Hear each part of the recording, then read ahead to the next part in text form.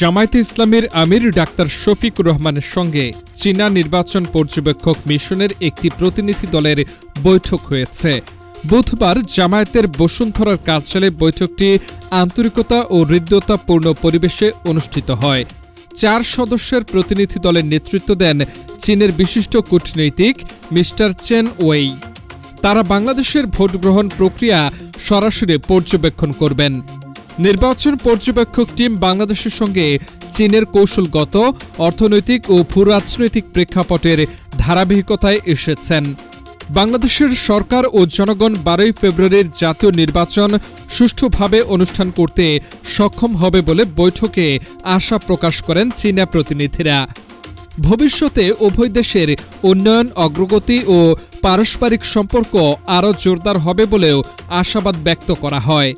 জামায়াতের আমিরের সঙ্গে আরও উপস্থিত ছিলেন সহকারী সেক্রেটারি জেনারেল এবং কেন্দ্রীয় প্রচার ও মিডিয়া বিভাগের প্রধান অ্যাডভোকেট এহসানুল মাহবুব জুবায়ের, জাতীয় নির্বাচন পরিচালনা কমিটির সদস্য ব্যারিস্টার সাইফ উদ্দিন খালেদ ও জামায়াত আমিরের পররাষ্ট্র বিষয়ক উপদেষ্টা প্রফেসর ডক্টর মাহমুদুল হাসান।